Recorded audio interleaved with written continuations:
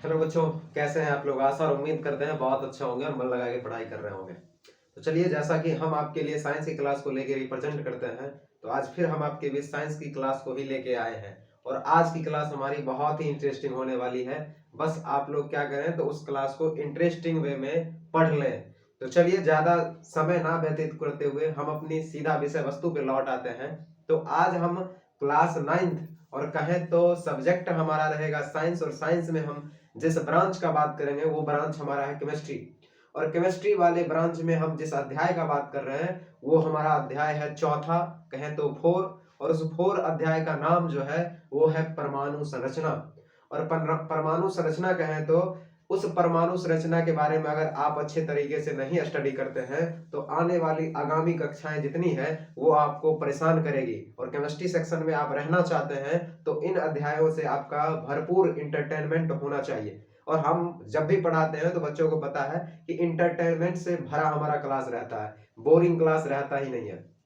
तो चलिए सीधा हम विषय वस्तु पे लौटते हैं और हमारा अध्याय जो है वो चौथा अध्याय है क्लास 9th केमिस्ट्री का। तो चौथा अध्याय का नाम क्या है छोटकू, तो आप देख लेंगे। हमारा नाम है परमाणु की संरचना। परमाणु की संरचना, परमाणु की संरचना। अब आप गौर करिए, अगर हमारे चैनल पे आप नए हैं तो बहुत बहुत आपका धन्यवाद। नहीं, अगर हमारे ही बच्चे हैं तो उनका तहे दिल से शुक्रिया कि आप इन सारे टॉपिक का क्या करें, खात्मा कर लें। आप इन सारे सभी टॉपिक को अच्छे से कवर कर लें जिससे कि आने वाली कक्षाएं आपको परेशान ना करें। तो हम छोटू ये बताना चाहते हैं कि आप देखो कि हम दो तरीके से पढ़ाएंगे।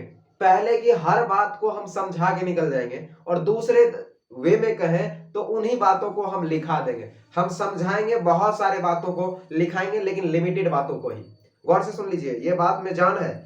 समझाएंगे बहुत ही डीप लेवल में लेकिन लिखाएंगे आपको लिमिटेड बात, जितना बात एग्जाम पूछता है। तो पहले आप समझ लीजिए, क्योंकि बिना समझे कोई बात लिखना ही नहीं है। बिना समझे कोई बात लिखना ही नहीं है। तो पहले सारा समझ लेते हैं डायग्रामेटिक, उसके बाद क्या करेंगे तो उन सभी बातों को हम नोट कर लेंगे पॉइंट बाय पॉइंट।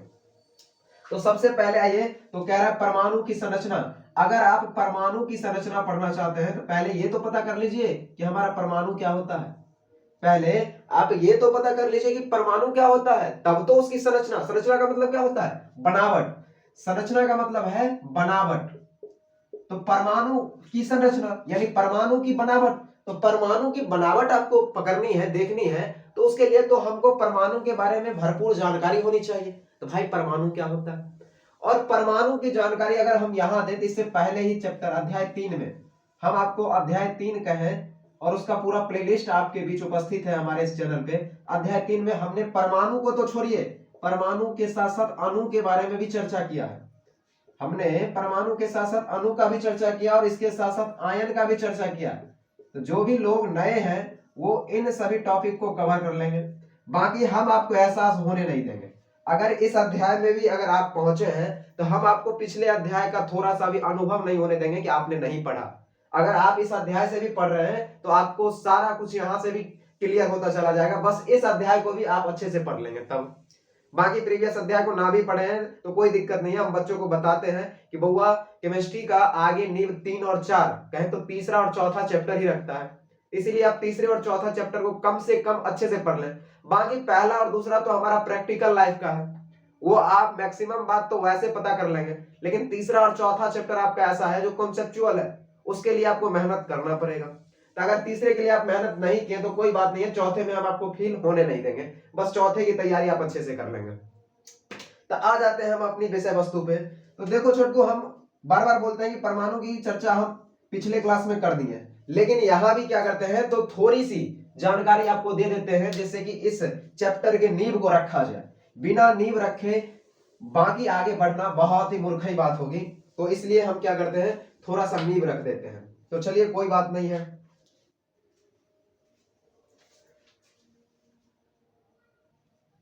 तो चलिए थोड़ा सा डिस्टरबेंस के बाद हम आपकी क्लास को कंटिन्यू कर लेते हैं। थोड़ी सी डिस्टरबेंस हुई थी, सॉरी।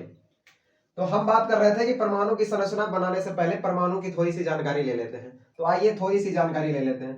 तो अब हम आपको बता दें कि छोटू परमाणु जो है वो परमाणु पदार्थ के बनावट में भागीदारी होता है। यानी ऐसे पहले देखो, अगर इधर से सीधा चलना स्टार्ट कर लें तो थोड़ा हमें कॉन्सेप्चुअल आएगा नहीं, कॉन्सेप्ट क्लियर होगा नहीं, हम आगे से आ जाते हैं।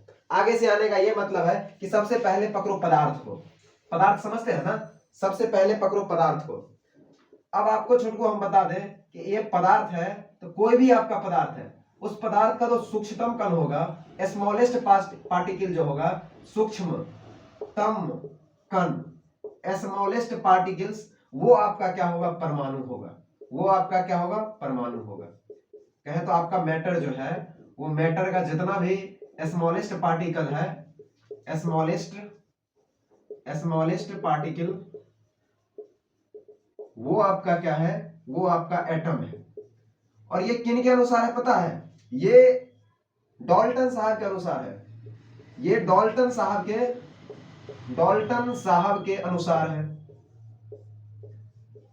यानी डाल्टन साहब ने क्या कहा था, कि कहा था कि पदार्थ जो है वो पदार्थ का सबसे छोटा कण परमाणु होता है। ये डाल्टन साहब के अनुसार कहा गया था। लेकिन बाद में चल के ये डाल्टन साहब का जो भी बातें थी वो बातें गलत साबित हुई। हम ये भी चर्चाएं करेंगे, लेकिन अभी के लिए समझना है कि पदार्थ का जो सूक्ष्मतम कण होता है, सॉरी कम लिखा गया, इसको कण कर लेंगे। सूक्ष्मतम कण जो होता है वो परमाणु होता है। और परमाणु ये जो होता है सूक्ष्मतम कण पदार्थ का, ये किनके अनुसार, तो डाल्टन साहब के अनुसार। और अगर हम बताएं तो ये परमाणु है जो, ये डाल्टन साहब ने यह भी बताया कि परमाणु अविभाज्य होता है। परमाणु अविभाज्य होता है, क्योंकि एटम का मतलब ही होता है, एटम का मतलब ही होता है अविभाज्य। एटम का मतलब ही होता है अविभाज्य। किन के अनुसार, तो डाल्टन साहब के अनुसार। इतनी बातें आपको समझ में आ गई। अब बात करते हैं कि जब इतनी बातें समझ में आ गई, तो डाल्टन साहब ने तो कहा कि ये परमाणु अविभाज्य है। लेकिन आगे चलकर जब साइंस के क्षेत्र में कहें तो तेजी से वृद्धि आई, तो बहुत सारे प्रयोगों के द्वारा देखा गया कि परमाणु ही पदार्थ का सबसे छोटा कण नहीं है। परमाणु के अलावा जो ये पदार्थ का जो सबसे छोटा कण परमाणु है, ये सबसे छोटा कण नहीं है। इसके अलावा भी बहुत सारे ऐसे आवेशित कण हैं जिन कणों के कहें तो जिन कणों के मिलने से परमाणु बना है। परमाणु खुद बहुत सारे कणों के मिलने से बना है। तो सबसे छोटा कण पदार्थ का परमाणु ही नहीं है, परमाणु खुद बहुत सारे आवेशित कणों से मिलकर बना है। और वो बहुत सारे आवेशित कणों में क्या है, तो उन सभी बहुत सारे, यहां थोड़ा लिखते हैं, परमाणु भी जो है वो बहुत सारे कणों से या आवेशित कणों से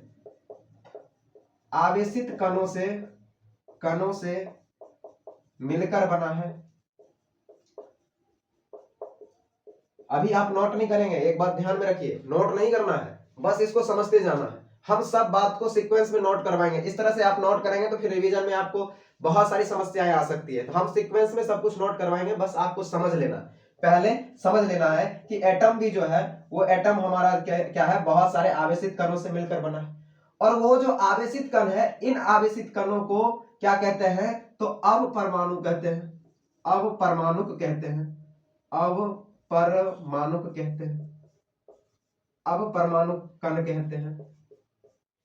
और ये जो अपरमाणु कण है, ये अपरमाणु कण मुख्यतः तीन प्रकार का है। एक है आपका इलेक्ट्रॉन, दूसरा है आपका प्रोटॉन, और तीसरा है आपका न्यूट्रॉन। तीसरा क्या है, न्यूट्रॉन है। समझ रहे हैं ना, थोड़ा सा कह रहे हैं तो जगह का अभाव है, हो सकता है जिस तरह से हम समझाते जाते हैं उसी तरह से आपको समझना है।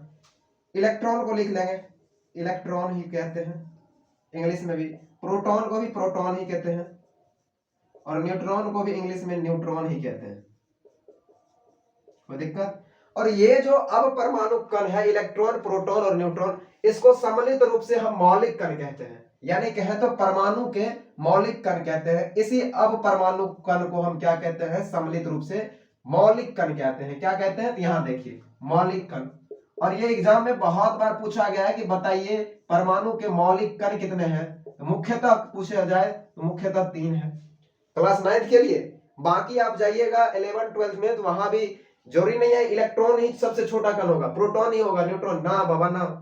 इससे भी छोटा कण आता है मेसॉन, बोसॉन, एंटी प्रोटॉन। ये सब 11th 12th का टॉपिक होगा, तो वहां तक अभी टच करना नहीं है। 9th तक रहना है, तो 9th तक आपका बढ़िया से बेस बना देते हैं। उसके बाद हम क्या बोले कि ये जो अपरमाणु कण है, इस अपरमाणु कण को ही क्या कहा जाता है? मौलिक कण। और बहुत बार क्वेश्चन पूछा गया कि बताइए मौलिक कण कितना है? 3 है। और नाम भी कभी कभी पूछ लेता है कि मौलिक कण का नाम लिखे, तो वो सब मौलिक कण हमारा इलेक्ट्रॉन है, प्रोटॉन है और इधर न्यूट्रॉन है। ये 3 मौलिक कण है। कोई दिक्कत यहां तक? किसी तरह का कोई दिक्कत? अब बात आता है, एक बार रिवीजन कर लेते हैं, उसके बाद चलेंगे। सबसे पहले पदार्थ। पदार्थ का सबसे सूक्ष्मतम कण क्या था? परमाणु। किनके अनुसार? डाल्टन साहब के अनुसार। किनके अनुसार? तो डाल्टन साहब के अनुसार। पदार्थ का सबसे सूक्ष्मतम कण क्या है? परमाणु है, ये डाल्टन साहब के अनुसार। डाल्टन साहब ने यह भी बोला कि पदार्थ अविभाज्य है। पदार्थ अविभाज्य है। क्यों? क्योंकि एटम का मतलब ही अविभाज्य होता है। लेकिन बाद में देखा गया तो परमाणु ही सबसे छोटा कण नहीं था। यानी कहे तो अगर मान के चलिए, अगर हम ये कह दें कि सबसे छोटा कण हमारा मार्कर है, अगर इस मार्कर को तोड़ दे, विभाज्य कर दिए ना, तोड़ना मतलब विभाज्य कर दे, बंटवारा कर दिए, अब ये छोटा कण नहीं रहा, टूटने के बाद तो इससे भी छोटा मिल गया ना, तो अब विभाज्य रहा कहां? तो डाल्टन साहब ने कहा था कि परमाणु अविभाज्य है, लेकिन बाद में देखा गया कि परमाणु से भी छोटा कण इलेक्ट्रॉन, प्रोटॉन और ये न्यूट्रॉन है, ये तीनों मौलिक कण से मिलकर ही हमारा परमाणु बना है। तो अब सबसे सबसे छोटा कण तो परमाणु रहा नहीं, सबसे छोटा कण तो इलेक्ट्रॉन हो गया, प्रोटॉन हो गया, न्यूट्रॉन हो गया। तो क्या अब कहें तो डाल्टन साहब के अनुसार परमाणु अविभाज्य था, मान लिए, लेकिन क्या अब परमाणु अविभाज्य है? परमाणु तो विभाजित हो गया 3 मौलिक कणों में, इलेक्ट्रॉन में, प्रोटॉन में और न्यूट्रॉन में। अब परमाणु अविभाज्य रहा नहीं, पहले का सिद्धांत था। चलिए, यहां तक किसी तरह का कोई दिक्कत तो आप हमें बता देंगे, यहां तक किसी तरह का कोई दिक्कत तो आप हमें बता देंगे। चलिए यहां तक, अब आगे चले, आगे चले, यहां तक किसी तरह का कोई दिक्कत नहीं ना? चलिए, यहां तक हमारा हो गया था कि परमाणु जो है सारा कुछ हम बता दिए कि पदार्थ का सबसे छोटा कण परमाणु है, वो डाल्टन साहब के अनुसार था। और परमाणु कहें तो परमाणु का इंग्लिश एटम, एटम का मतलब ही अविभाज्य होता था, किनके अनुसार? डाल्टन साहब के अनुसार। उसके बाद जब देखे थे तो परमाणु भी बाद में चल के अविभाज्य नहीं रहा, वो भी विभाजित हो गया 3 मौलिक कणों में, इलेक्ट्रॉन में, प्रोटॉन में और न्यूट्रॉन में। अब क्या करते हैं तो थोड़ा सा हम इस एटम की चर्चा जो हम आपके बीच किए हैं इसको थोड़ा सा लिख लेते हैं, फिर इसके बाद हम चलेंगे इनके मौलिक कण पे। तो आइए सबसे पहला स्टार दे दें, और जिस तरह से हम छोटू आपका नोट करवाएंगे, अगर उस तरह से आप नोट करते हैं तो आशा मानिए कि आपके पास एक बेहतरीन कॉपी हो जाएगा तैयार। और जब आप उस कॉपी को बाकी लोगों से कंपेयर करेंगे तो वो बहुत अलग दिखेगा, क्योंकि हम भी जो है, देखिए ऐसा नहीं कहते ये हम ही बहुत अच्छा पढ़ाते हैं, हमसे भी बहुत ऐसे हैं जो अच्छे पढ़ाते हैं, आप जाके 2-4 वीडियो किन्हीं का खोल के देख लीजिए, अच्छे पढ़ाते हैं और वाकई अच्छे हैं, हमसे भी अच्छे एजुकेटेड हैं। लेकिन हम जिस तरह से पढ़ा देते हैं छोटकू, ये यकीन मानिए कि हम सब कुछ को रास्ते में कहें तो सीक्वेंस में क्रमबद्ध तरीके से बताते हैं, कहें तो कॉन्सेप्ट को छीट के नहीं बताते हैं, कॉन्सेप्ट को कहें तो इधर का कॉन्सेप्ट इधर करके नहीं बताते हैं, हम कॉन्सेप्ट को सीक्वेंस में बताते हैं जिससे कि बच्चों को समझ में आ जाए, क्योंकि हम भी उस चीज का भुक्तभोगी हो चुके हैं। तो आप क्या करेंगे, अगर हमारी बातों को ठीक से गौर करते जा रहे हैं तो आज तो आपकी ये पहली क्लास है, हमारी क्लास को आप देखते चलिए और नोट करते चलिए, जहां जहां पे हम आपको बोलेंगे नोट करने, आप पाएंगे कि आपका एक फेयर तैयार हो जाएगा। बाकी लोग यही नहीं करते हैं, ऑनलाइन पे आ तो गए हैं, सब बातों को समझा देते हैं, सब बातों को लिखा देते हैं, खिचड़ी मचा के चले जाते हैं, लिखाते कुछ नहीं है। हम दोनों काम करेंगे, समझाएंगे भी, लिखाएंगे भी। और हमारे परिवार पे ये भी होता है कि आप तो हमारे न्यू बच्चे हैं इसलिए हो सकता है, नहीं तो हमारे परिवार पे होमवर्क की भी प्रथा चलती है। तो अभी तो आप लाइव है, बस जो तरीका हम आपको बता रहे हैं वो तरीका करिए। जैसे हम परमाणु को समझ लिए, अब परमाणु को हम लिख लेते हैं। परमाणु कहे तो एटम सबसे पहले। अब बताइए परमाणु, पदार्थ, पदार्थ का सबसे छोटा कण क्या था? परमाणु था।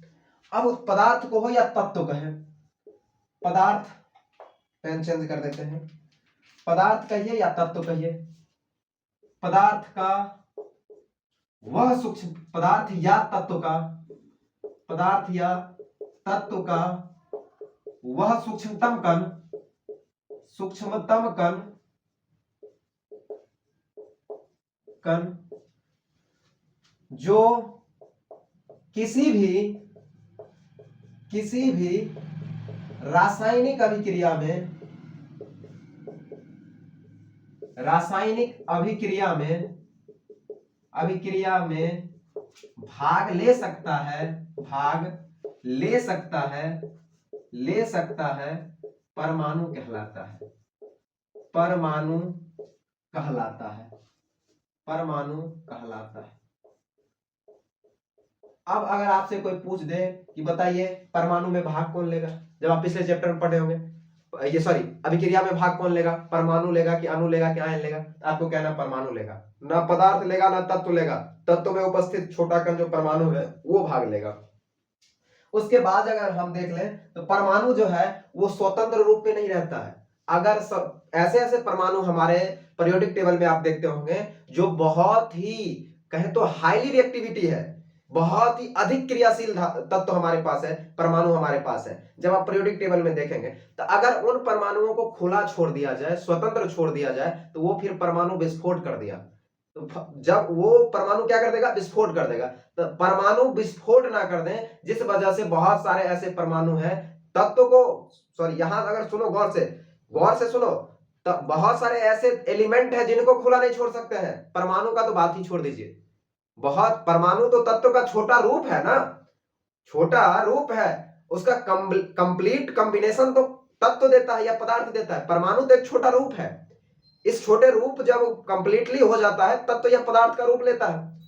तो परमाणु जो छोटा रूप है इसका तो बात छोड़ दीजिए, पहले चलिए तत्व पे चलते हैं। अगर बहुत सारे ऐसे हाईली रिएक्टिविटी एलिमेंट है जिनको खुला छोड़ दिया जाए तो विस्फोट कर देगा, और परमाणु को तो बात ही छोड़ दीजिए, उसका तो छोटका भाई ये और खतरनाक है। तो परमाणु को कहें तो खुला नहीं छोड़ सकते, इसका मतलब है स्वतंत्र नहीं छोड़ सकते।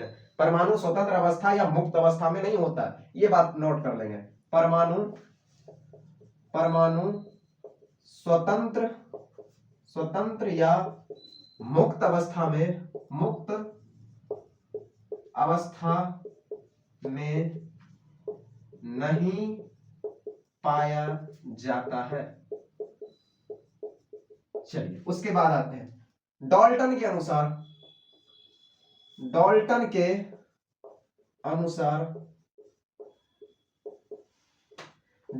अनुसार क्या था, तो परमाणु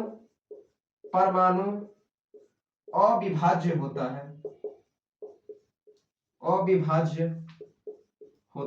ये किनके अनुसार, डाल्टन के अनुसार। अविभाज्य होने का मतलब है कि परमाणु से छोटा कण नहीं किया जा सकता है, सबसे छोटा कण परमाणु ही है।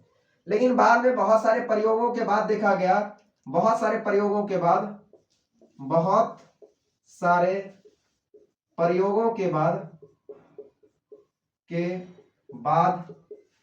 यह देखा गया कि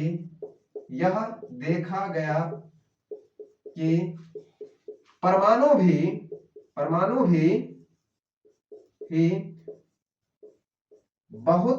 बहुत नहीं, यहां थोड़ा सुधार कर लेंगे, परमाणु भी धनावेशित कणों से या सॉरी आवेशित कणों से, यहां पे कर लेंगे थोड़ा सा इरर, कि जब हम इलेक्ट्रॉन पढ़ाएंगे तो वो ऋण आवेशित है, प्रोटॉन पढ़ाएंगे धन आवेशित है, न्यूट्रॉन है जिस पर किसी प्रकार का कोई आवेश ही नहीं है। तो केवल यहाँ पे पार्टिकुलर कहना संभव नहीं है, केवल आवेशित बोलिए। परमाणु भी आवेशित कणों से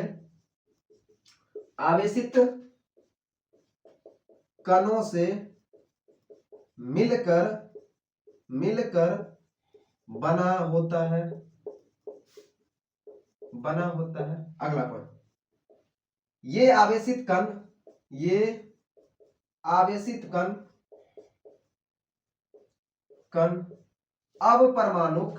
अब परमाणुक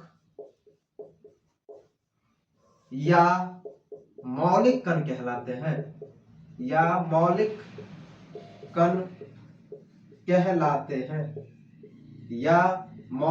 कहलाते हैं, क्या ये बात इतना नोट हो गया ना, या मौलिक कण कहलाते हैं। यहां तक देख लीजिए, किसी तरह का कोई दिक्कत नहीं है, यहां तक देख लीजिए, किसी तरह का कोई दिक्कत नहीं है। चलिए तो आगे बात करते हैं। तो अगला पॉइंट लिखेंगे कि एटम शब्द का मतलब ही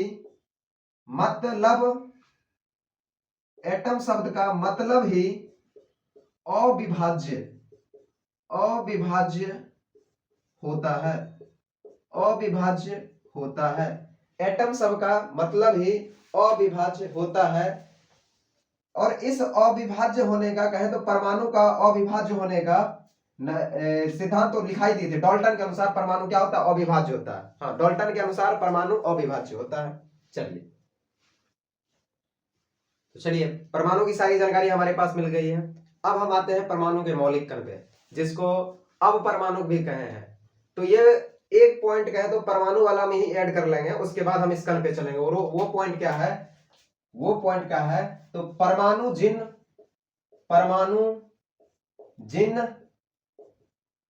आधारभूत कणों से मिलकर बना है इन्हीं कणों को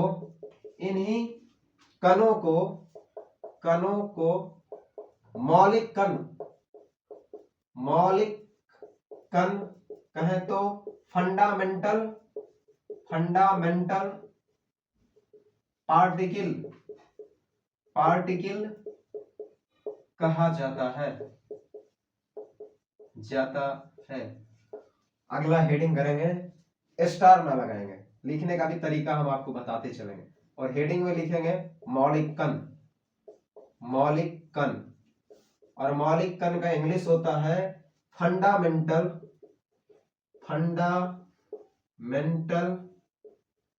पार्टिकल। और आपको पता है कि हमारे पास मुख्यतः कितने मौलिक कण है? मौलिक कण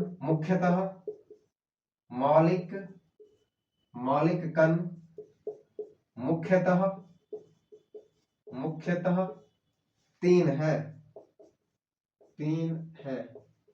और पहला क्या है? तो पहला है हमारा इलेक्ट्रॉन। दूसरा क्या है? प्रोटॉन। तीसरा क्या है? न्यूट्रॉन। अगर बात करें तो इलेक्ट्रॉन को इलेक्ट्रॉन ही इंग्लिश में लिखते हैं, इलेक्ट्रॉन। प्रोटॉन को प्रोटॉन, PROTON, प्रोटॉन। न्यूट्रॉन को न्यूट्रॉन।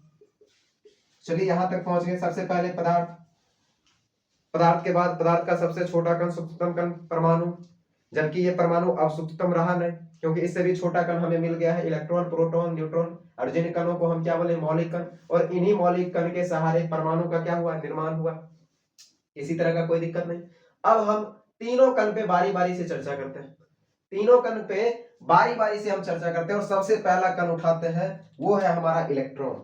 सबसे पहला कण हमारा क्या है? वो है इलेक्ट्रॉन। और इलेक्ट्रॉन की चर्चा हम आपके बीच करते हैं, आप लोग नीचे नोट करते जाएंगे। इलेक्ट्रॉन।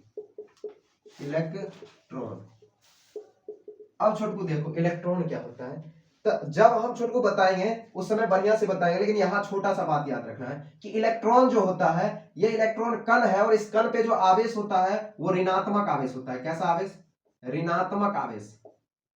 और उसके बाद कहे प्रोटॉन पे, तो प्रोटॉन भी कण ही है, मौलिक कण ही है ना। तो इस पे जो आवेश होता है वो धन आवेश होता है। और ये जो है इस पे किसी तरह का आवेश नहीं है, यानी जीरो आवेश, शून्य आवेश, न्यूट्रल है। आवेश नहीं होने की वजह से ये न्यूट्रल था, जिस वजह से इसको न्यूट्रॉन रखा गया, नाम ही रखा गया। तो चलिए अब बात करते हैं कि इलेक्ट्रॉन किसको कहेंगे। तो जो कण देखो तीन कण में, इलेक्ट्रॉन, प्रोटॉन और न्यूट्रॉन, तो तीनों कणों में जो कण पे आवेश देखा गया कि आवेश जिस पर माइनस था उसको इलेक्ट्रॉन बोला गया। जिस कण पे आवेश धनावेशित वाला था, प्लस चार्ज था, उसको प्रोटॉन बोला गया। और जिस पे किसी प्रकार का चार्ज ही नहीं था उसको न्यूट्रॉन बोला गया। गौर से सुनो कि तीन कण हमारे पास था, तो देखा गया जिस कण पे आवेश ऋण आवेश यानी माइनस वाला था, ऋण आवेश था उस पे, तो उसको इलेक्ट्रॉन बोल दिया। जिस पर धन आवेश चार्ज था उसको प्रोटॉन बोल दिया, और जिस पर किसी प्रकार का आवेश ही नहीं था उसको बोल दिया गया ये न्यूट्रल है, यानी न्यूट्रॉन है। कोई दिक्कत? अब आते हैं तो इसके लिए क्या लिखेंगे? ऋण आवेशित कण को क्या कहते हैं? इलेक्ट्रॉन कहते हैं। ऋण आवेशित कण को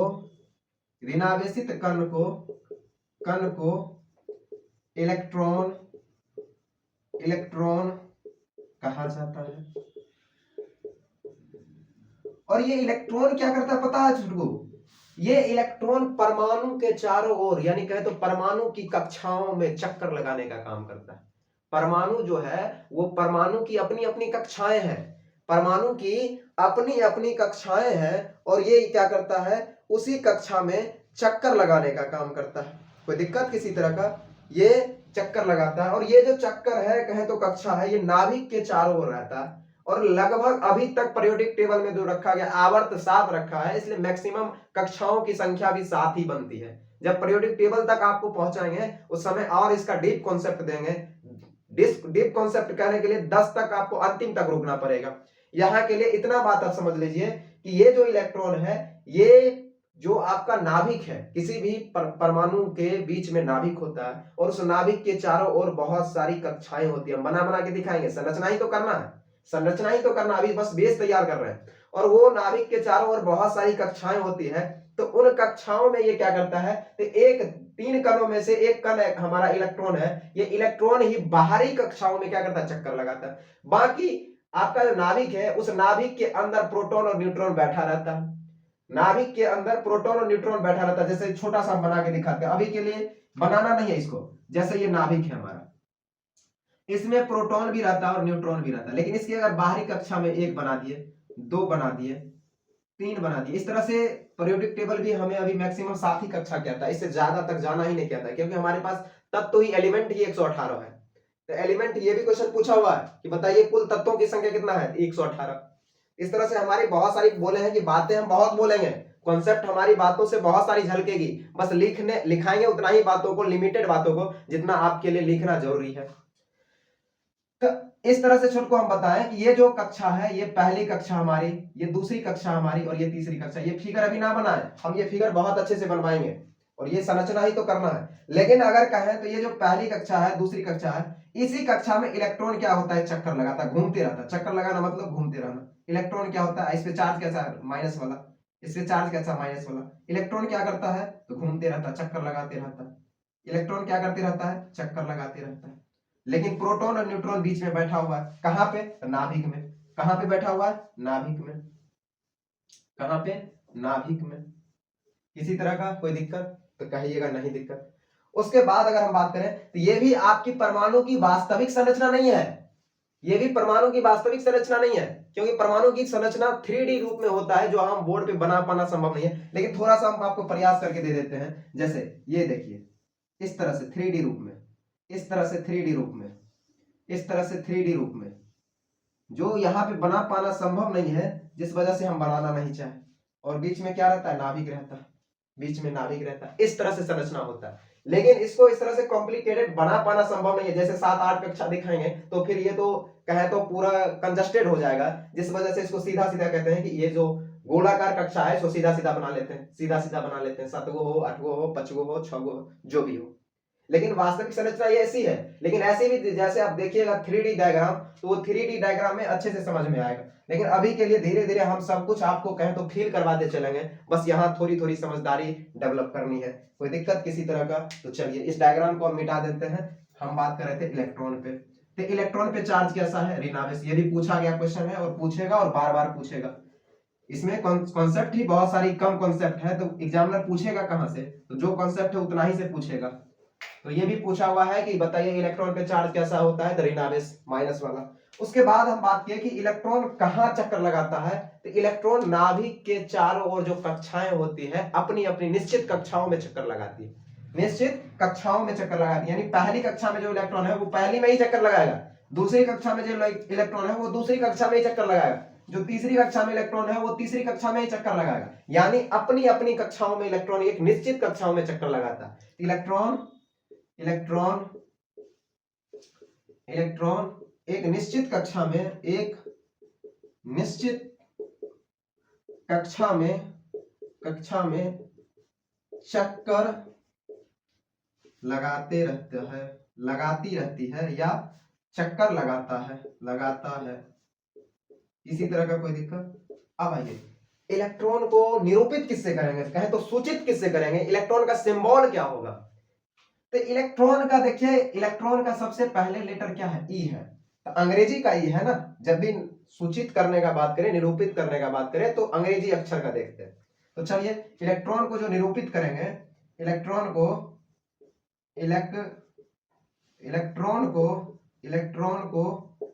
अंग्रेजी अक्षर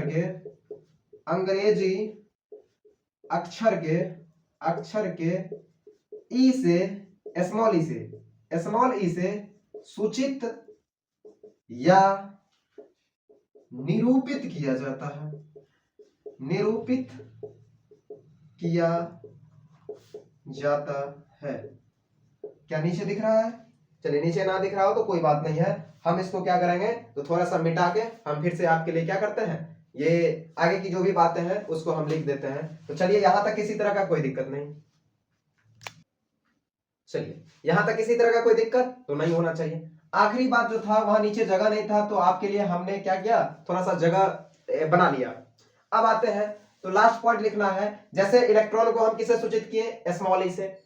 अब बात कर लेते हैं थोड़ा चार्ज का। तो आपको पता है इलेक्ट्रॉन पर ऋण आवेश होने के कारण, ऋण आवेश कहें तो माइनस चार्ज, ऋण आवेश होने के कारण इसे ई माइनस से, ये गौर कीजिए, ये सिंबल सबसे प्योर है, ई माइनस से सूचित या निरूपित किया जाता है। अब छोटे को गौर से देखो, जो हम 2-4 डाटा आपको लिख रहे हैं अभी इलेक्ट्रॉन के बारे में, उन डाटाओं को थोड़ा याद रखिएगा। सबसे पहला तो आपको पता चल ही गया कि इलेक्ट्रॉन को सूचित किससे करेंगे, तो इलेक्ट्रॉन का संकेत क्या होगा, इलेक्ट्रॉन का संकेत, तो वो आपको पता चल गया। इलेक्ट्रॉन का संकेत हमारा है ई माइनस। इसमें चार्ज कैसा है, माइनस का। ये माइनस बताता है कि इलेक्ट्रॉन पे चार्ज कैसा है, माइनस का, यानी ऋण आवेश चार्ज है। उसके बाद अगर हम बात करें इलेक्ट्रॉन के द्रव्यमान का, अगर इलेक्ट्रॉन है तो इसका भी अपना कुछ ना कुछ द्रव्यमान होगा। इलेक्ट्रॉन का द्रव्यमान, अब इलेक्ट्रॉन है तो इलेक्ट्रॉन का कुछ ना कुछ क्या होगा, द्रव्यमान होगा कि नहीं होगा? तो आप लोग बताइए, कहिएगा पक्का होगा गुरुजी, द्रव्यमान क्यों नहीं होगा? तो ये होता है 9.109 और उसके बाद कुछ 10 टू द पावर में है इंटू 10 टू द पावर -31, और ये जो द्रव्यमान है, ये द्रव्यमान कैसा है, मात्रक केजी, इसलिए केजी में होगा।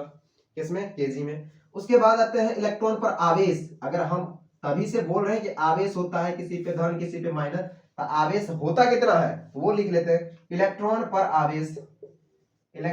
आवेश या इलेक्ट्रॉन का आवेश, कोई दिक्कत नहीं है।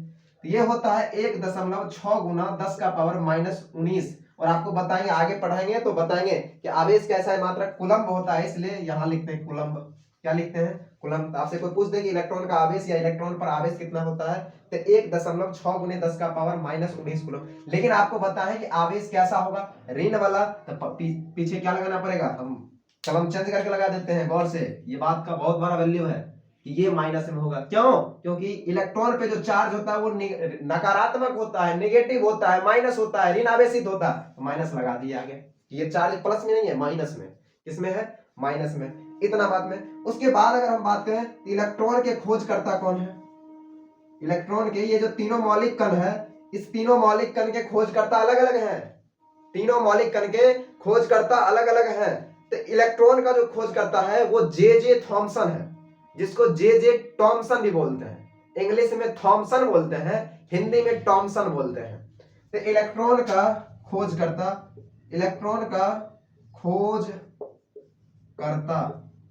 कौन है, तो वो है जे टॉमसन।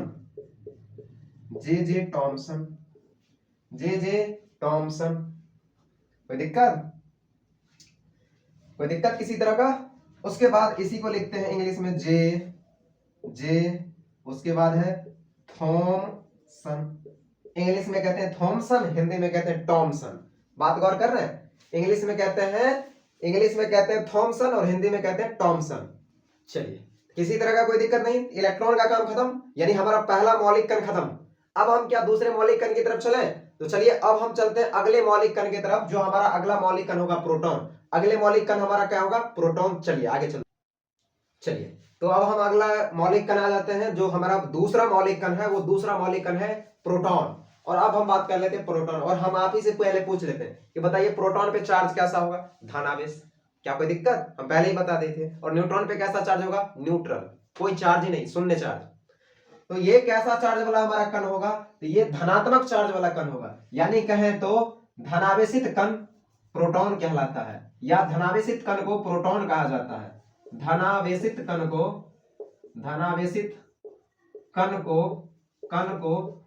प्रोटॉन कहा जाता है। क्या कहा जाता है? प्रोटॉन कहा जाता है। धनावेशित कण को प्रोटॉन कहा जाता है। क्या कोई दिक्कत? अब आप कहिएगा सर ये प्रोटॉन है, तो जैसे आप बताए कि इलेक्ट्रॉन का स्थान है कि परमाणु या नाभिक के चारों ओर जो कक्षाएं होती है उस कक्षाओं में चारों ओर चक्कर लगाता है, वो इलेक्ट्रॉन का बात था। लेकिन सर ये प्रोटॉन का स्थान क्या होगा? तो छोटू हम ये भी बताए थे उस समय, आप नहीं गौर किए होंगे कि प्रोटॉन आपका कहाँ रहता है? नाभिक में। परमाणु के नाभिक में कौन रहता है? प्रोटॉन। प्रोटॉन का स्थान कहाँ है? प्रोटॉन की उपस्थिति कहाँ होता है? तो वो परमाणु के नाभिक में उपस्थित रहता है। कहें तो प्रोटॉन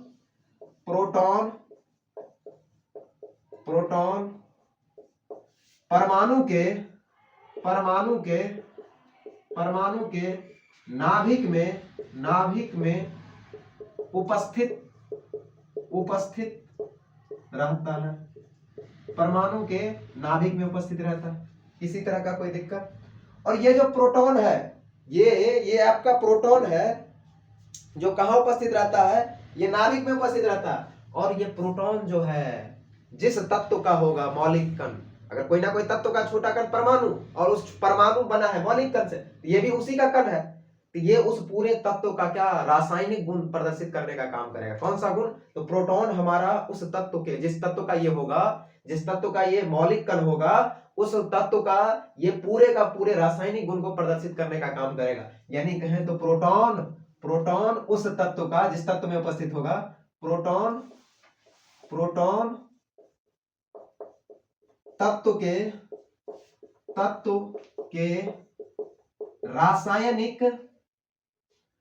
रासायनिक गुण को प्रदर्शित या निरूपित करता है। अब बताइए, जब ये प्रोटॉन तत्व के रासायनिक गुण को प्रदर्शित करने का काम करता है, तो अब बताइए क्या प्रोटॉन की कमी बेसी के वजह से, पहला तो बात है प्रोटॉन निकलेगा ही नहीं नाभिक से प्रोटॉन निकला परमाणु विस्फोट हो जाएगा। नाभिक से प्रोटॉन निकलेगा तो परमाणु विस्फोट हो जाएगा। तो पहला तो प्रोटॉन आपका नाभिक से निकलेगा ही नहीं, क्योंकि वो सबसे भीतर था, सबसे अंदर वाले ही में। उसके बाहर ही तो इलेक्ट्रॉन हमारा चक्कर लगा रहा है कक्षाओं में। सबसे अंदर नाभिक, और नाभिक के भी अंदर क्या है? प्रोटॉन। तो सबसे पहली बात मान के चलिए, सबसे अंदर वाला घर से कैसे कोई निकलेगा? बाहर वाला से तुरंत निकल के चला जाएगा, सिक्योरिटी का इशू ही नहीं होगा। लेकिन सबसे अंदर वाला को निकलने में बहुत सारी कठिनाई होगी। तो परमाणु के नाभिक जो है, उस नाभिक में ही न्यूट्रॉन हमारा उपस्थित रहता है।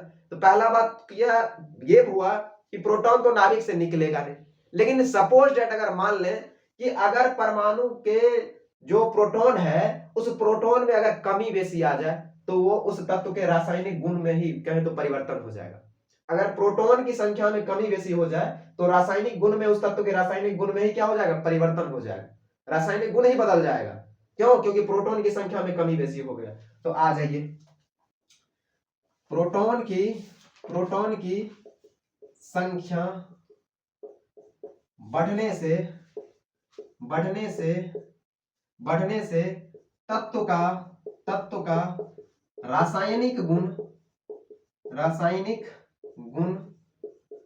बदल जाता है। अब गौर से देखो कि ये बात लिखाए हैं, संभव है। जैसे कभी कभी क्या होता है, जैसे किसी परमाणु में अगर 10 गो इलेक्ट्रॉन है तो 10 गो प्रोटॉन भी होता है। 10 गो इलेक्ट्रॉन 10 गो प्रोटॉन। उसके बाद न्यूट्रॉन की संख्या निकालने के लिए क्या करते हैं? द्रव्यमान संख्या माइनस प्रोटॉन की संख्या कर लेते हैं। तो ये बात तो आगे पढ़ाएंगे, और पिछले क्लास में हम पिछले अध्याय में पढ़ा के भी निकल गए। लेकिन यहाँ के लिए समझना है, अगर किसी परमाणु में अगर 10 गो इलेक्ट्रॉन है और 10 गो प्रोटॉन है, तो 2 गो इलेक्ट्रॉन भाग गया बाहरी कक्षा से, तो बताओ 2 गो इलेक्ट्रॉन भाग गया तो 8 गो इलेक्ट्रॉन बचा, लेकिन प्रोटॉन क्या हुआ? 10 गो है। प्रोटॉन 10 गो है, इलेक्ट्रॉन बचा क्या गो? इलेक्ट्रॉन आपका बचा 8 गो, क्योंकि 2 इलेक्ट्रॉन बाहरी कक्षा से भाग गया, इलेक्ट्रॉन बाहर रहता। तो अब बताइए कि प्रोटॉन ज्यादा हो गया कि नहीं ज्यादा हो गया? मतलब इसकी संख्या में वृद्धि हो गई है, ये संख्या बढ़ा हुआ। अगर 8 हो, ये तो कम हो, अगर ये 2 गो भाग गया तो इसको भी 2 गो भाग जाना चाहिए, लेकिन प्रोटॉन कैसे भागेगा? ये सबसे अंदर है। तो अभी कहिए तो इलेक्ट्रॉन की संख्या से ज्यादा प्रोटॉन है, यानी प्रोटॉन की संख्या ज्यादा है। जब ऐसा स्थिति आ जाता है, तो प्रोटॉन की संख्या अगर बढ़ गया, तो उस तत्व का रासायनिक गुण क्या हो जाएगा? बदल जाएगा। ये बात में किसी तरह का कोई दिक्कत तो होना नहीं चाहिए। अब अगला पॉइंट ये लिख लेंगे कि प्रोटॉन प्रोटॉन को नाभिक से निकाल पाना संभव ही नहीं है, संभव ही नहीं है। आप कहिएगा कि सर हम संख्या में वृद्धि चाहते हैं, प्रोटॉन को निकाल लेना चाहते हैं, कमी चाहते हैं तो निकाल लें, वृद्धि चाहते हैं तो नाभिक में दे दें 2-4 को प्रोटॉन। तो देने लेने वाला बात नहीं, नाभिक से निकलने वाला बात नहीं। जैसे ही नाभिक से प्रोटॉन को निकालिएगा नाभिक विस्फोट हो जाएगा। बस आप इलेक्ट्रॉन अगर खचरे कर रहा है, इलेक्ट्रॉन के खचरे से कहें तो 2-4 को आया 2-4 को भाग गया, उसके खचरपनी से नाभिक भी बेचारा परेशान होता है, नाभिक में उपस्थित प्रोटॉन भी परेशान होता है और कहता है जैसे 2 इलेक्ट्रॉन भाग गया, 2 ही प्रोटॉन बचल रह गया। अगर 2 इलेक्ट्रॉन आ जाता तो 10 से 12 हो जाता, तो अब प्रोटॉन कम हो जाता। तो इलेक्ट्रॉन के खचरे से प्रोटॉन में कमी और बेसी वृद्धि होता है, प्रोटॉन आता जाता नहीं है, प्रोटॉन उतना ही रहता है। अब बात करते हैं, यहां तक किसी तरह का कोई दिक्कत नहीं, यहां तक किसी तरह का कोई दिक्कत नहीं।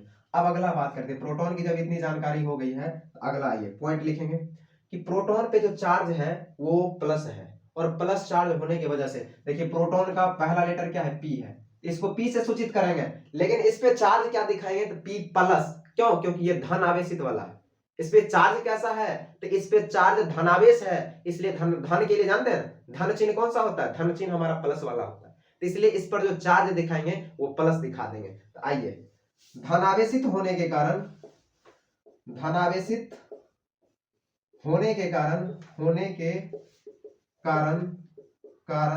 प्रोटॉन को पी प्लस से, ऊपर में मुंडी पे प्लस दिखाना, पी प्लस से सूचित करते हैं, पी प्लस से सूचित करते हैं। किसी तरह का कोई दिक्कत? अब आते थोड़ी सी सामान्य जानकारी, जो डाटा लिख रहे हैं वो डाटा याद रखिएगा, बार बार हम बोल देते हैं, डाटा थोड़ा याद रखिएगा, डाटा याद रखिएगा। प्रोटॉन का संकेत जो अभी ऊपर ही लिखे हैं, प्रोटॉन का संकेत क्या लिखे हैं छोटकू? आप कहिएगा सर पी प्लस लिखे, बहुत बढ़िया। उसके बाद आइए, प्रोटॉन का द्रव्यमान ये हमारा क्या है, तो प्रोटॉन का द्रव्यमान लिख लेंगे छोटकू, ये आपका है 1.673 गुना 10 का पावर -27 केजी। आप लोग जो है जितने लोग इस वीडियो को देख रहे हैं वो सब लोग हम दोनों का, इलेक्ट्रॉन का और प्रोटॉन का द्रव्यमान लिखे हैं। कितने लोग ऐसे हैं जो हमको ये कमेंट में बता सकते हैं कि इलेक्ट्रॉन का द्रव्यमान ज्यादा है कि प्रोटॉन का द्रव्यमान ज्यादा है? आपके लिए कमेंट बॉक्स के लिए ये कॉन्सेप्ट हम आपके लिए छोड़ रहे हैं, और कॉन्सेप्ट है ही नहीं, बस देखना है कि आपके लिए ये डाटा की समझ रखते हैं आप कि नहीं रखते हैं। जैसे हम इलेक्ट्रॉन में भी ये डाटा लिखाए थे और प्रोटॉन में भी ये डाटा लिखा है, तो बस ये दोनों डाटा को देखना और हमें बताना है कि किसका द्रव्यमान ज्यादा है, यानी प्रोटॉन का ये द्रव्यमान ज्यादा है कि इलेक्ट्रॉन का द्रव्यमान ज्यादा है, ये कमेंट बॉक्स में बताना, हम सबका देखेंगे। चलिए उसके बाद आते हैं प्रोटॉन का आवेश, या प्रोटॉन पर आवेश, ये हमारा होता है 1.6 गुना 10 का पावर -19, और आवेश है तो कूलम्ब, क्योंकि आवेश का ऐसा मात्रक कूलम्ब, ये बात अभी याद कर लीजिए, बाद में कॉन्सेप्ट बताएंगे तो याद करवा देंगे। आवेश का ऐसा मात्रक कूलम्ब होता है किसी तरह का।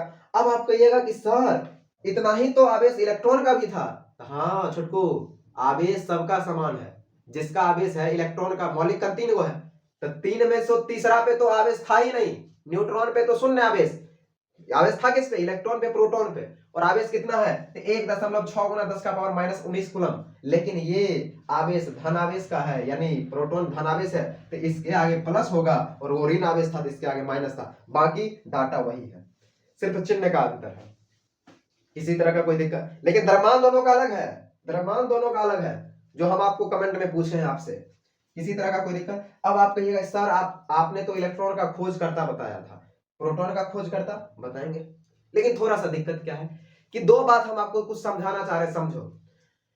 प्रोटॉन का खोजकर्ता जो है, प्रोटॉन का खोजकर्ता माना जाए तो, अगर प्रोटॉन का खोजकर्ता वाजिब में माना जाए तो बहुत सारे बुक इस चीज को फॉलो नहीं करता है, लेकिन उनको फॉलो करना चाहिए। वाजिब में अगर प्रोटॉन का खोजकर्ता कोई है तो वो है अर्नस्ट रदरफोर्ड।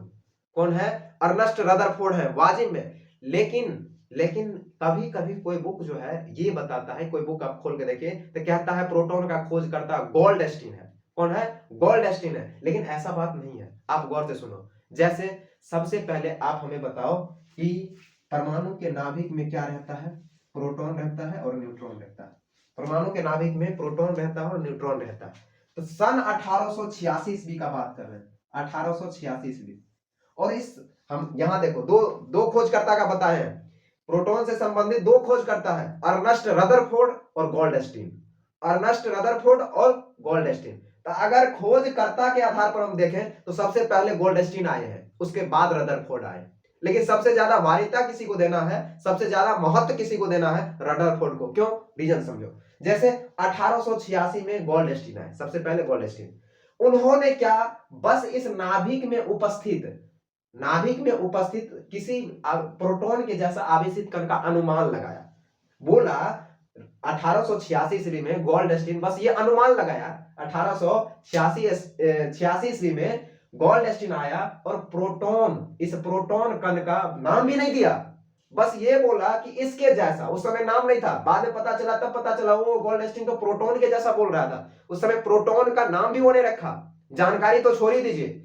बस उन्होंने बोला था कि प्रोटॉन के जैसा कोई ना कोई आवेशित कण नाभिक में है, कोई ना कोई आवेशित कण नाभिक में। तो आप बताओ, गोल्डस्टीन ने तो 1886 में बस नाभिक में उपस्थित प्रोटॉन के जैसा आवेशित कण का अनुमान लगाया, क्या उसकी संपूर्ण जानकारी दी है? नहीं दी है। लेकिन बाद में चलकर कहें तो 1920 ईस्वी में हमारे एक साइंटिस्ट आए, जो कहें तो जिनका नाम है अर्नस्ट रदरफोर्ड। 1886 में गोल्डस्टीन आए, गोल्डस्टीन 1800 गोल्डस्टीन, हाँ ठीक है, गोल्डस्टीन ये 1886 में आए और ये बता दिए कि प्रोटॉन के जैसा आवेशित कण आपका कहां है? नाभिक में है। प्रोटॉन के जैसा आवेशित कण आपका नाभिक में है। लेकिन बाद में 1920 ईस्वी में आए हमारे अर्नस्ट रदरफोर्ड।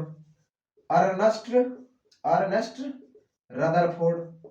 रदरफोर्ड नीचे दिख रहा होगा तो बहुत बढ़िया, ना दिख रहा होगा तो बोल दिया, अर्नस्ट रदरफोर्ड।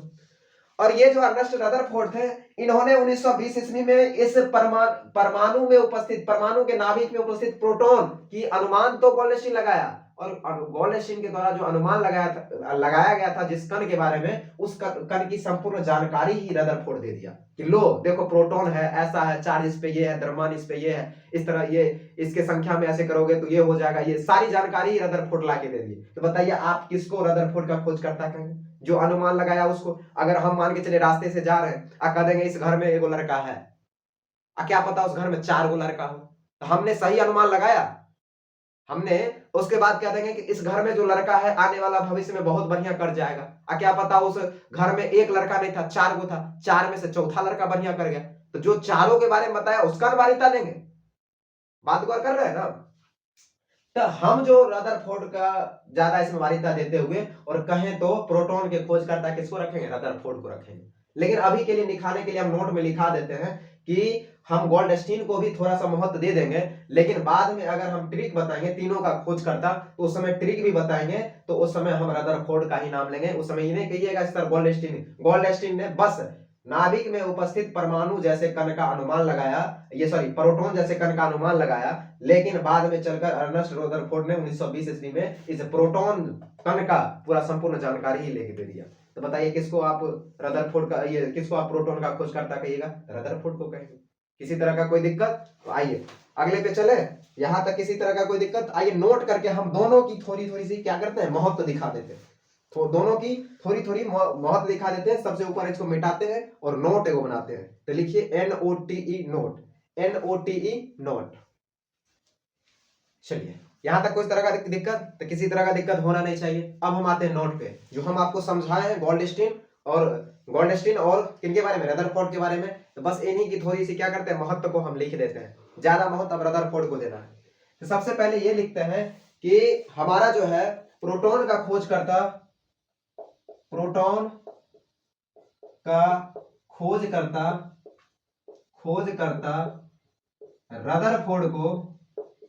रदरफोर्ड को माना जाता है, लेकिन लेकिन कई किताबें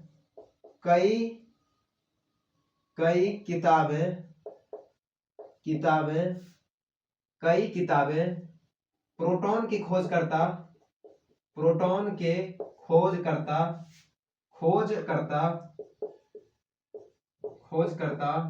गोल्डस्टीन को मान रहा है या मानता। ऐसा क्यों? ऐसा इसलिए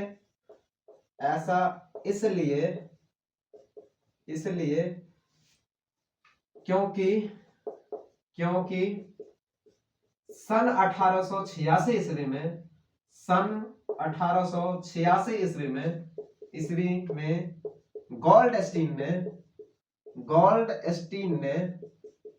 गोल्डस्टीन ने परमाणु के नाभिक में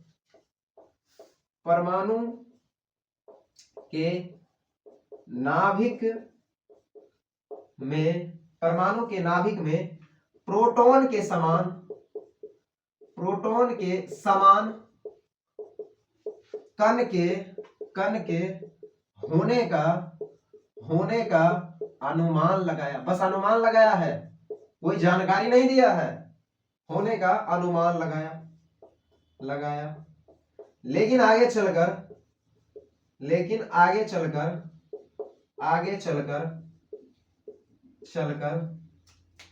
1920 ईस्वी में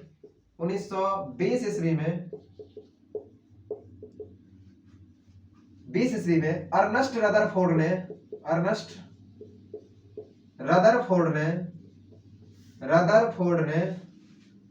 रदरफोर्ड ने इस प्रोटॉन कण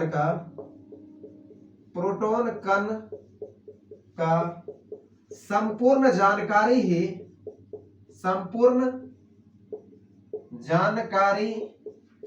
ही प्रस्तुत या सबके सामने प्रस्तुत कर दिया,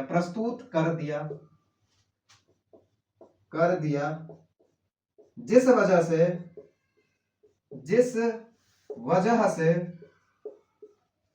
वजह से प्रोटॉन के वास्तविक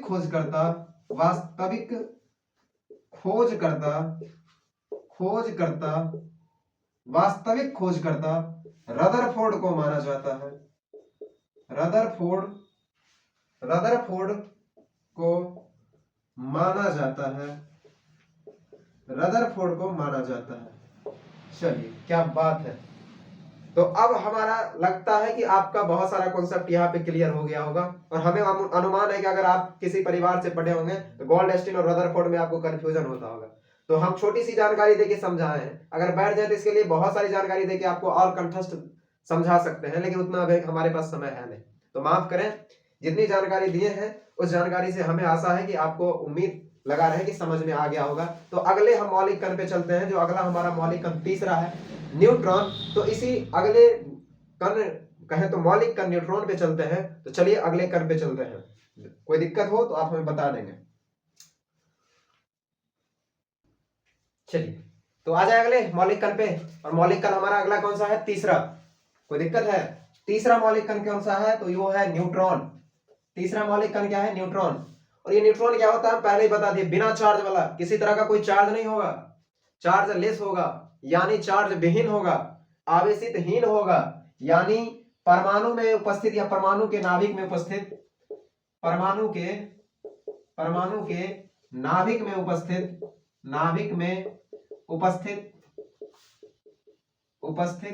बिना आवेश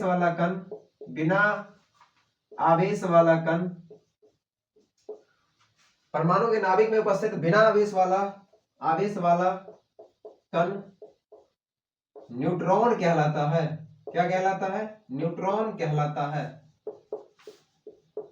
अब देखो, नाभिक में भी दो कण है, एक प्रोटॉन है जिस पर प्लस चार्ज है, एक न्यूट्रॉन है जिस पर कोई चार्ज नहीं है, चार्ज शून्य है, जिस पर कोई चार्ज ही नहीं है।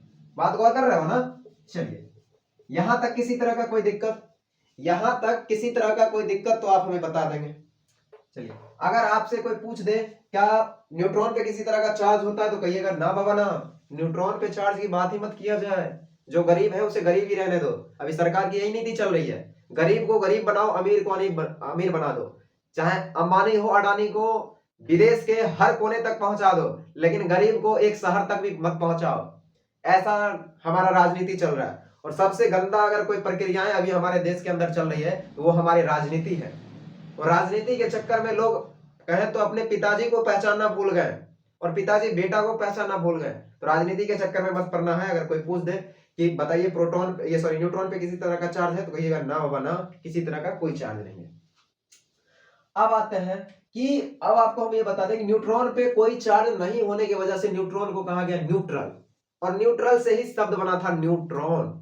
चार्ज नहीं है किसी तरह का, नहीं कहते हमारे पास कुछ नहीं है हम न्यूट्रल है, और जिसके पास कुछ नहीं है वो न्यूट्रल है। और न्यूट्रल से ही बना था न्यूट्रॉन। गौर कीजिए, न्यूट्रल से बना है न्यूट्रॉन। न्यूट्रल का मतलब कुछ नहीं, और किस आधार पे? चार्ज के आधार पे। जिसके पास चार्ज नहीं था वो न्यूट्रल है, और न्यूट्रल से ही नाम बना था न्यूट्रॉन। किसी तरह का कोई दिक्कत नहीं। अब थोड़ी सी सामान्य जानकारी रख लेते हैं। सबसे पहले न्यूट्रॉन का संकेत क्या होता है? न्यूट्रॉन का संकेत पर अगर हम बात करें तो आपको हम बता दें, बताइए न्यूट्रॉन का पहला अक्षर क्या है? एन। तो संकेत में हमेशा स्मॉल लेते हैं, स्मॉल एन। मौलिक कण में तीनों देखिएगा तो स्मॉल ही लिए हैं, पहला लेटर लिए हैं, लेकिन पहला का स्मॉल लिए। कौन सा लिए है? पहला का स्मॉल लिए, अगर गौर किए होंगे तब। चलिए उसके बाद आते हैं न्यूट्रॉन का द्रव्यमान।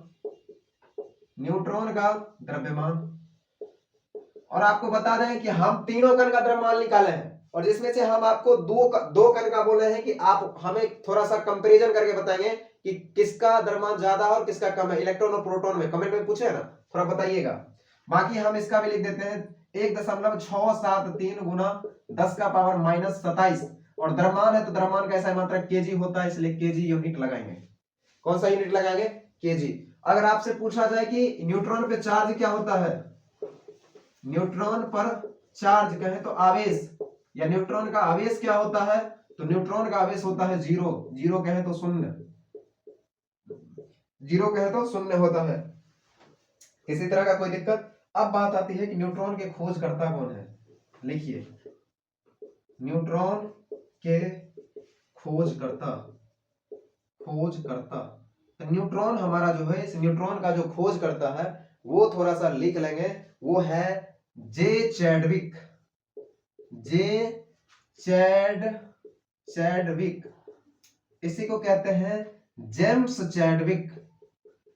James Chadwick, James Chadwick. अब चलिए एक ट्रिक आपको बताते हैं, जिनके लिए ट्रिक बन सकता है उसके लिए हम बता देते हैं। क्या यहां तक किसी तरह का कोई दिक्कत? तो इसको मिटा दिया जाए। अगर यहां तक सब लोग पहुंच गए हैं तो फिर इसको मिटा दिया जाएगा। कितनी बातें हैं जो आपको जानकारी में रखनी है और हमेशा रखनी है। किसी तरह का कोई दिक्कत तो आप हमें बताएंगे।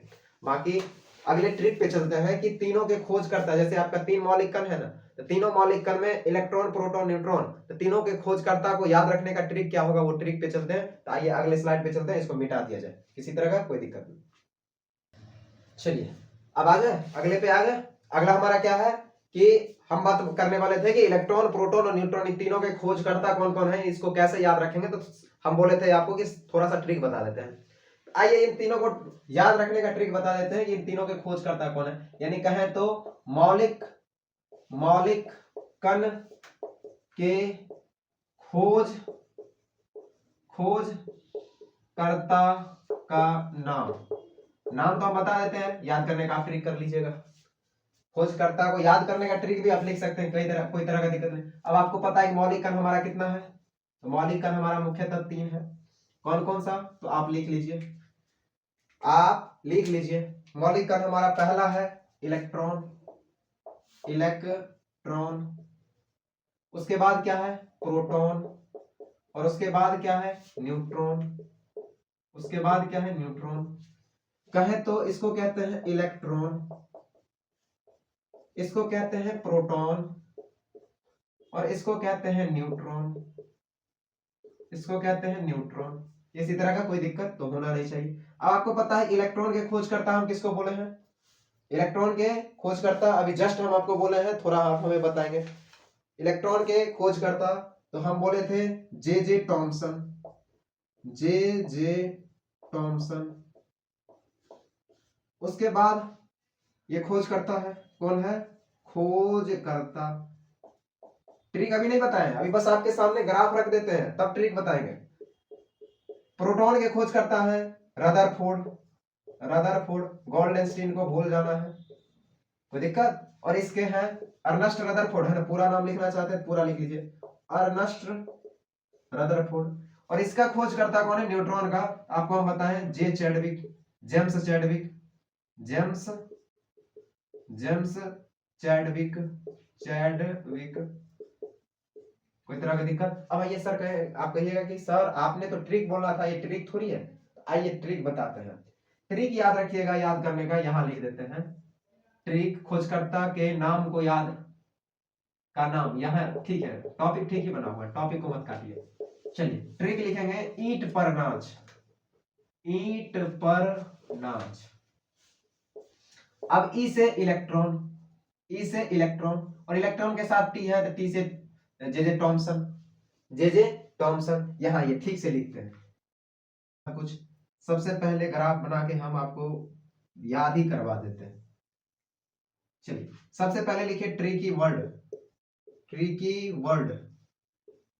उसके बाद लिखिए खोज, ये खोज किस चीज का हुआ, और उसके बाद लिखिए खोज करता, खोज करता। यानी खोज करता कहने का मतलब है कि खोज करने वाला, खोज करता का मतलब है खोज करने वाला। क्या यहां तक किसी तरह का कोई दिक्कत? तो कहिएगा नहीं। और ट्रिक हमारा क्या था? ईंट पर नाच। क्या था? ईंट पर नाच।